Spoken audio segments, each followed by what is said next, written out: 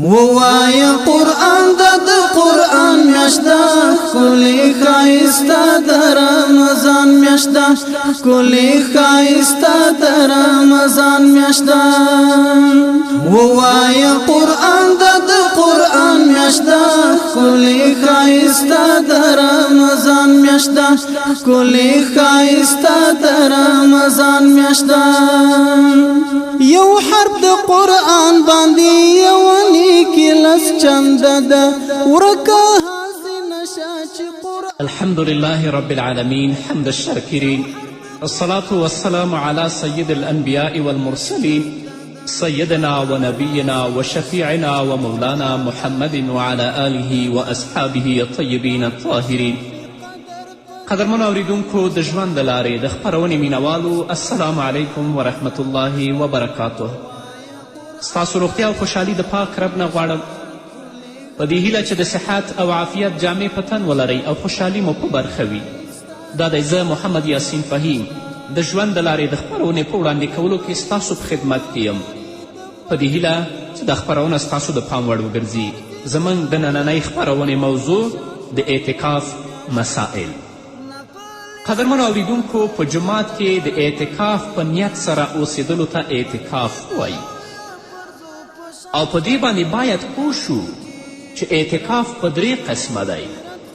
یو واجب اعتکاف، دویم سنت اعتکاف او دریم چې دی نفل اعتکاف.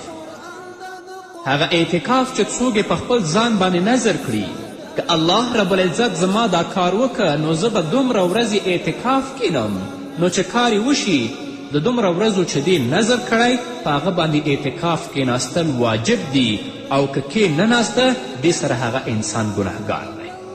دا اعتکاف واجبي اعتکاف دی. دویم اعتکاف سنت اعتکاف دی چې دا سنت اعتکاف د رمضان المبارک په آخري لسیزه کې دا کیدی شي. دا سنت مؤکد دی لکن علی الکفایه. نبی علیه الصلاة والسلام د رمضان المبارک په آخري لسیزه کې همیشه اعتکاف دپاره کیناسته. رسول الله صلی الله علیه وسلم باندې کله داسې هم د رمضان میاشت نه ده تیره شوې چې هغه په آخره لسیزه کې اعتکاف نه وي ناست. خو یو کال رسول الله صلی الله علیه وسلم د رمضان په مبارکه میاشت کې ټوله میاشت اعتکاف ناست و.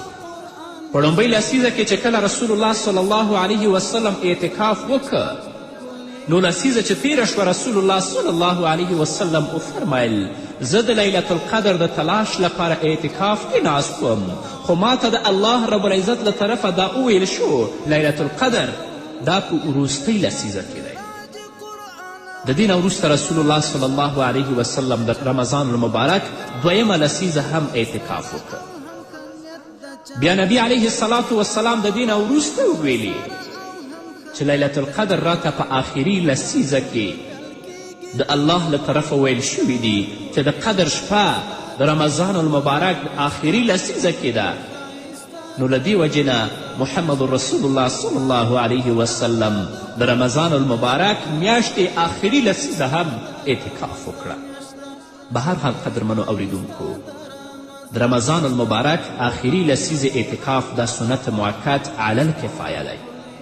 مطلب دا دی که په یو کلي کې یو سړی په جومات کې په آخري لسیزه کې اعتکاف ته کیناسته نو هغه به د ټولو د طرف نه کافي وي، او که په جومات کې یو کس هم په ټول کلي کې اعتکاف کینناسته نو ټول به ګنهګار وي.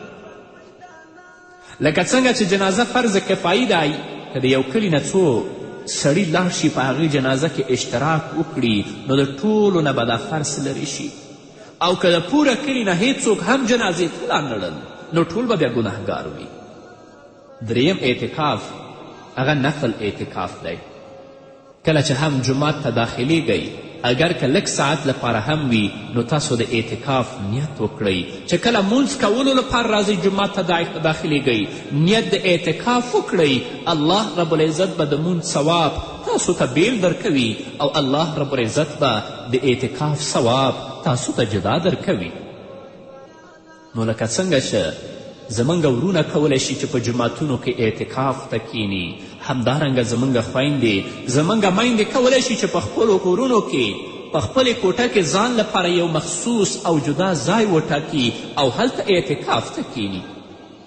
لکه زموږ خویندې په خپلو کورونو کې او په خپله کوټو کې د مانځه لپاره ځان ته یو مخصوص ځای جوړ کړی وي، نو که هلته پرده ونیسي او هلته اعتکاف ته کینی، دا ډیره بهتره او دا ډیره غوره خبره ده.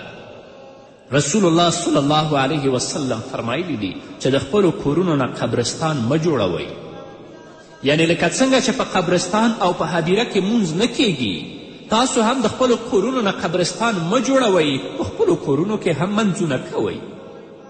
نو زموږ خویندې دي په خپله کورونو کې ځان لپاره یو مخصوص ځای د منځه لپاره وټاکي چې تل لپاره دې هلته منځونه کوي.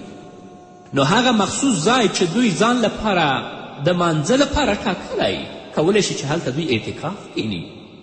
نو د نارینهو لپاره دا غوره خبره ده چې سنت او نوافل په کور کې وکړي، ځکه هغه بچي د دوی یا ښځې چې په هغې کورنۍ کې ژوند کوي، هغوی به هم د مانځه سره عادت شي. صرف فرض مونږ په جمع سره په جومات کې کوي، سنت او نفل دې په کور کې کوي، تر څو چې کورونو نه قبرستان هم جوړ نشي. د معتکف مثال هغه څوک چې اعتکاف ته کینی د هغه سړي په شان دی چې د پاچا دروازې ته لاړ شي او هلته پروت وي او دا وایي تر څو چې زما کار نه وي شوی زه به دې ځای نه نه خوځېږم. نو د هغه چا چې زړه د کاڼي په شان وي، ډیر سخت وي، هغه به هم نرم شي. نو الله رب العزت خو اکرم الاکرمین ذات دی، الله رب العزت خو ارحم الراحمین ذات دی، د ټولو نه کریم، د ټولو نه رحیم ذات دی. نو چې کله ته راشې لس شپې د هغه په دروازه کې وغورځېږې، د خپل تضرع او عاجزي لاسونه الله ته پورته کړې، د خپل ګناهونو بخښنه د الله نه وغواړې، آیا الله به تا ته بخښنه نه کوي؟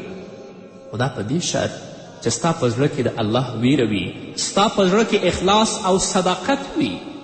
که خدای مه کړه په زړونو کې اخلاص نه وي، په زړونو کې د الله ویره نه وي، نو کله هم بیا اعتکاف الله رب العزت په دربار کې قبول نه دی او نه به ستا زاریانې او نه به ستا غوښتنې الله ومني. د هر څه نه مهم اخلاص دی، د هر څه نه مهم د الله ویره ده چې په خپل زړونو کې اخلاص او د الله ویرې ته ځای ورکړو.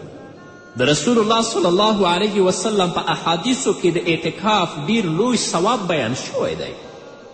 په یو حدیث کې رسول الله صلی الله علیه وسلم د اعتکاف دوه مخصوصې فایدې بیان کړي دي. اوله فایده چې رسول الله صلی الله علیه وسلم د اعتکاف بیان کړي هغه دا ده چې انسان به د ګناه نه محفوظ پاتې شي. هغه انسان چې په جومات کې اعتکاف ته کینی، یا هغه زموږ خویندې چې د رمضان المبارک په آخري لسیزه کې په خپلو کورونو کې اعتکاف ته کینی، الله به دوی د ګناه نه محفوظ وساتي. الله رب العزت به دوی د شیطان د حملو نه محفوظ وساتي.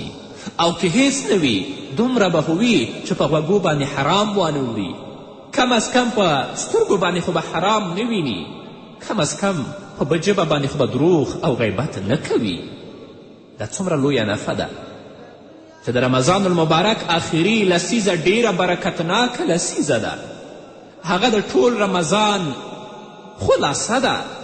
نو په آخري لسیزه کې چې یو انسان د ګناه نه محفوظ پاتې شي، د شیطان د حملو نه مسئول پاتې شي، د هغه سترګې، د هغه غوږونه، د هغه ژبه، د هغه لاس او پښې د ګناه نه محفوظ پاتې شي، د دې نه لوی برکت نور د کوم ځای شي؟ نو دا ډیره عمده فایده ده د اعتکاف، چې د اعتکاف په واسطه الله رب العزت تا د ګناه نه محفوظ ساتي. دویمه فایده رسول الله صلی الله علیه وسلم د اعتکاف دا بیان کړې ده، هغه نیکیانې چې زموږ معتکف ورور نه په اعتکاف کې باقی پاتې کیږي، الله رب العزت به د هغه اجر و ثواب د معتکف ته ورکوي. مثلا هغه څوک چې اعتکاف ته ناست وي، هغه نشي کولی چې د مریض پوښتنې ته لاړ شي. هغه څوک چې اعتکاف کې ناست وي، هغه نشي کولی چې جنازې ته لاړ شي. اما الله رب العزت به د دې اجر و ثواب دې معتکف ورور ته ورکوي، بغیر د دې چې هغه د مریض پوښتنه وکړي او بغیر د دې چې هغه په جنازه کې اشتراک وکړي. همدارنګه په بل حدیث کې محمد رسول الله صلی الله علیه وسلم فرمایلی دي، کوم کس چې د رمضان په آخري لسیزه کې اعتکاف وکړي، الله رب العزت به هغه ته د 2 حجونو او د 2 عمرو ثواب ورکړي. نه دې پیسې لګیږي او نه دې وخت لګیږي، نه محنت شته نه مشقت شته او الله رب العزت تا ته دومره لوی ثواب درکوي. اما موږ لا تر اوسه پورې د غفلت په خوبونو کې ویده یو. نو زموږ هغه ورونه چې هغوی کم شرعي مشکل نه لري کولی شي چې په جماعتونو کې آخري لسیزه کې اعتکاف وکړي، ځان لپاره، خپل کورنۍ لپاره، د ټولو مسلمانانو لپاره د الله رب العزت نه د مغفرت او د رحمت غوښتنه وکړي. همدارنګه زموږ هغه خویندې او میندې چې په کورنیو کې ژوند کوي، که چیرې هغوی هم شرعي مشکل نه لري کولی شي چې په خپل کورنیو کې، په خپل کوټو کې ځان لپاره یو مخصوص ځای وټاکي او هلته اعتکاف ته کینی. ځان لپاره، د خپل اولاد لپاره، د خپل کورنۍ لپاره، د ټولو مسلمانانو ورونو او خویندو لپاره د الله رب العزت نه د مغفرت او د رحمت غوښتنه وکړي. د رمضان مبارک میاشت به تیره شي، خو دا سعادت او دا نیکبختي به الله رب العزت د ډیرو خاصو بندگانو په برخه کړي. ټولو ته دا سعادت نه رسیږي. الله رب العزت دې په موږ باندې رحم وکړي. الله رب العزت دې موږ ته د نیکو اعمالو توفیق راکړي، په ځانګړې توګه د رمضان په مبارکه میاشت کړي. او الله دې موږ ته توفیق راکړي چې په آخري لسیزه کې اعتکاف کینو او د الله د کلام تلاوت وکړو، په رسول الله باندې درود ووایو، همدارنګه د الله ذکر وکړو او د دې نه وروسته د خپل ګناهونو بخښنه د الله نه وغواړو او تل لپاره د الله رب العزت نه د نیکو اعمالو توفیق وغواړو. په همدې هیله قدرمن اوریدونکو نور به واورو، خو د یوې دمې نه وروسته. هم قرآن کی نازل شوی د پانی دنیا سماتا، ورسته بیا په اندازه د ضرورت زمونږ اقاتا. هم قرآن کی نازل شوی د پانی دنیا سماتا، ورسته بیا په اندازه د ضرورت زمونږ اقاتا. هم تړلی شیطانان وي، هم بستوي دوزخونه، په یو ذات وي برکات وي، ارسته هم جنتونه. قدرمن اوریدونکو بیا هم زموږ سلامونه او نیکې هیلې ومنئ. په یو روایت کې راځي چې یو ځل حضرت عبدالله ابن عباس رضی الله تعالی عنهما په مسجد نبوي کې اعتکاف ته ناست و. یو سړی حضرت عبدالله ابن عباس رضی الله تعالی عنه ته راغی او سلام یې وکړ. کېناستو، ډېر پریشانه و او ډېر سخت خفه ښکاره کېدو. حضرت عبدالله ابن عباس رضی الله تعالی عنه هغه ته وفرمیل او پوښتنه یې وکړه، څه خبره ده؟ ځکه زه تا ډېر غمګین او تا زه ډېر پریشانه وینم. ستا په مخ او ستا په څیره کې د غم او د درد آثار او نښې لیدل کیږي. هغه ورته عرض وکړه چې ای د الله د رسول د تره زویه، زه ځکه پریشانه یم، زه ځکه غمجن یم چې د فلاني سړي په ما باندې حق دی. او د نبی کریم صلی الله علیه وسلم قبر طرف ته اشاره وکړه او ویلې چې د دې قبر والا د عزت باندې دې زما قسم وي چې زه د هغه په حق ادا کولو باندې قدرت نه لرم، یعنی د هغه په ما باندې پیسې دي او هغه د خپل حق زما نه غواړي او زه پیسې نه لرم چې هغه ته یې ورکړم. حضرت عبدالله ابن عباس رضی الله تعالی عنه ورته وفرمیل آیا زه ستا سفارش ونه کړم؟ هغه سړي ورته عرض وکړ څنګه چې تاسو ته مناسب ښکاري. حضرت عبدالله ابن عباس رضی الله تعالی عنه راپاڅېده او د خپل څپلۍ او پیزار یې پښو کړل. د جومات نه بهر راووت. چې کله د جومات نه بهر راووته نو هغه سړي ورته عرض وکړ چې تاسو آیا خپل اعتکاف هیر کړی دی؟ د دې مطلب خو دا و چې معتکف د جومات نه نشي وتلی. آیا تا خپل اعتکاف هیر کړی دی؟ حضرت عبدالله ابن عباس رضی الله تعالی عنه ورته وفرمیل اعتکاف مې نه دی هیر کړی، خو ما د محمد رسول الله نه اوریدلی، د دې قبر د خاوند نه مې اوریدلی. د هغه ورځې وې چې رسول الله هم نوی وفات شوی و. د حضرت عبدالله ابن عباس د سترګو نه اوښکې تویې شوې. ویلې چې ما د رسول الله نه اوریدلی دي چې رسول الله به فرمیل کوم سړی چې د خپل رور په کار کې وګرځي او کوشش وکړي نو د هغه دپاره د 10 کالو اعتکاف نه هغه غوره دی. یعنې کوم سړی چې د خپل د مسلمان ورور مشکل حل کړي او د هغه د مشکل په حل کولو کې هڅې وکړي او وګرځي، دا کار د هغه دپاره د 10 کالو اعتکافونه غوره دی.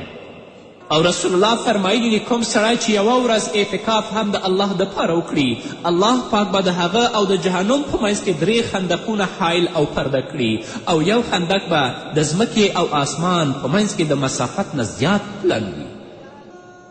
د 10 ورځو اعتکاف کې ناستلو سره به 10 خندقونه الله رب العزت د جنت او د جهنم او د دې ترمنځ پرده کړي. او د یو مسلمان حاجت پوره کول د 10 کالو د اعتکاف نه زیات افضل او غوره دی. نو الله رب العزت به دې انسان ته څومره اجر ورکوي. الله رب العزت دې موږ ته توفیق راکړي چې د خپلو مسلمانانو ورونو د حاجات او د هغو د مشکل په رفع کولو کې هڅې او کوششونه وکړو. دا مشکلات په هر چا باندې راځي، دا دنیا ده. انسان په یو حالت کې ژوند نشي کولی. په ما باندې هم راځي، په تا به هم راځي، په نورو به هم راغلي. زه هم پخپله څو ورځې مخکې په داسې یو مشکل کې اخته وم، خو زما ځینې دوستانو چې هغوی خبر شو ما ورته ویلي نه ول، هغوی خپله هڅه وکړه د کوشش د مشکل په حل کولو کې. نو هغه اجر و ثواب چې رسول الله صلی الله علیه وسلم په حدیثو کې ویلي دي، الله دې دا اجر و ثواب هغوی ته هم ورکړي او تل لپاره دې الله عزت د دنیا او د آخرت د هغوی په برخه کړي. به هر حال قدرمنو اوریدونکو، اعتکاف کې ډیر لوی اجرونه او لوی ثوابونه دي. الله رب العزت دې موږ ته توفیق راکړي چې د دې نه محروم پاتې نشو. بل دا چې په آخري لسیزه کې چې هغه زموږ مسلمان رور او مسلمانه خور اعتکاف ته کیني، په دې آخري لسیزه کې د قدر شپه ده چې هغې شپه کې عبادت د 1000 میاشتو نه غوره دی. او هغه څوک چې اعتکاف ته ناست وي هغه به ضرور عبادت کوي. ټول مخلوق الله رب العزت پیدا کړی، خو بیا بعضې مخلوقاتو ته الله رب العزت په بعضو نورو باندې فضیلت ورکړی دی. تاسو ګورئ ټول انسانان الله رب العزت پیدا کړي دي، خو کوم مقام چې الله رب العزت په انسانانو کې انبیا علیهم السلام ته ورکړی دی هغه یې نورو انسانانو ته نه دی ورکړی. بیا په انبیا علیهم السلام کې چې کوم مقام او مرتبه الله رب العزت محمد رسول الله ته ورکړي هغه بل چا ته نه ده ورکړي. د انبیا علیهم السلام نه وروسته چې کوم مقام الله رب العزت صحابه و کرامو ته ورکړی دی هغه یې وروسته تر قیامته پورې چاته نه دی ورکړی. همدارنګه ټولې صحیفې او ټول کتابونه الله نازل کړي دي، خو کم مرتبه او شان چې الله رب العزت قرآن ته ورکړی هغه نورو کتابونو ته نه دی ورکړی. ټولې فرشتې او ملائکې الله رب العزت پیدا کړي دي، خو کومه شان او مرتبه چې الله جبرائیل امین ته ورکړی دی هغه یې نورو ملائکو ته نه دي ورکړي. همدارنګه په امتونو کې چې کوم مقام امت محمدیه ته الله رب العزت ورکړی دی هغه یې نورو امتونو ته نه دی ورکړی. همدارنګه چې کوم مقام الله رب العزت په ځمکه کې جماعتونو ته ورکړی دی هغه مقام او عزت الله رب العزت بازار ته او کورونو ته نه دی ورکړی. یوه ورځ محمد رسول الله صلی الله علیه وسلم ناست و، کس راغی رسول الله نه پوښتنه وکړه چې د الله رسوله د الله په ځمکه کې کومه ځایونه ډیر غوره دي او کومه ځایونه ډیر خراب دي. رسول الله ورته وایي زه نشم ویلی تر څو چې د جبرائیل نه پوښتنه ونه کړم. جبرائیل چې راځي د هغه نه پوښتنه کوي. جبرائیل ورته وایي زه هم خبر نه یم تر څو چې د رب نه پوښتنه ونه کړم. جبرائیل علیه السلام چې کله رب ته ځي نو رب ورته وایي چې په ځمکه کې د ټولو نه غوره ځایونه جماعتونه دي او د ټولو نه بد ځایونه هغه بازارونه دي. لکه شیخ سعدی وایي علم غیب کس نمیداند بجز پروردگار، هر کسی گوید که میدانم از او باور مدار. مصطفی هرگز نگفت تا نگفت جبرائیل، جبرائیلش هم نگفت تا نگفت کردگار. ترڅو چې جبرائیل علیه السلام ته الله رب العزت ونه ویلي نو جبرائیل علیه السلام هم رسول الله صلی الله علیه وسلم ته جواب ونه ویلي. خو زموږ زړونه په جوماتونو کې تنګیږي. په ځانګړې توګه چې کله جمعې مانځه ته راشو د وعظ او تبلیغ اوریدلو ته خو نه راځو، چې کله خطبې ته هم راشو بیا 14 وارې خپل ساعتونه ګورو چې د وخت نه وخت کم دی یا زیات دی. نه، جماعتونه د اطمینان ځای دي، جماعتونه د سکون ځای دي، په ځمکه کې بهترین ځایونه دي. دلته باید زړه ته اطمینان ورکړو، زړه ته سکون ورکړو. د هغه انسان زړه چې په جماعتونو کې تنګیږي هغه منافق وي.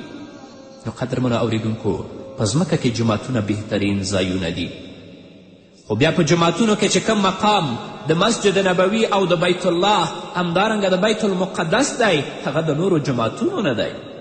همدارنګه زمانه او د زمانې اجزا ورځې او شپې ټولې الله پاک پیدا کړي دي، خو کوم مقام چې الله رب العزت په ورځو کې د جمعې ورځې ته ورکړی هغه د هفتې باقي ورځو ته نه دی ورکړی. جمعه رسول الله صلی الله علیه وسلم سید الایام معرفي کوي.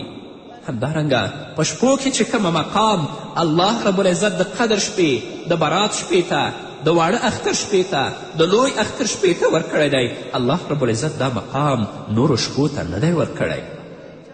نو قدرمنو اوریدونکو، په آخره لسیزه کې چې تاسو اعتکاف ته کینئ هغه کې قدر شپه ده. نو په قدر شپه کې عبادت دا معادل دی د زرو میاشتو عبادت سره چې تقریبا دا څو اتیا کاله کیږي. نو راشئ چې د رمضان په دې مبارکه میاشت کې چې واقعا د الله رب العزت د رحمت میاشت ده، د الله رب العزت د مغفرت میاشت ده، د الله رب العزت داسې میاشت ده چې په دې میاشت کې الله د خپل ګنهګار بندگان د جهنم نه خلاصوي او جنت ته داخلوي.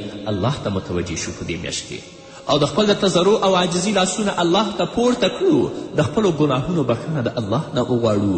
منکرات، فجایع، هغه اعمال او هغه کړنې چې په هغه باندې الله زموږ نه ناراضه کیږي، الله خفه کیږي، رسول الله ناراضه کیږي، هغه پریږدو او تل لپاره د الله رب العزت نه د نیکو اعمالو توفیق وغواړو.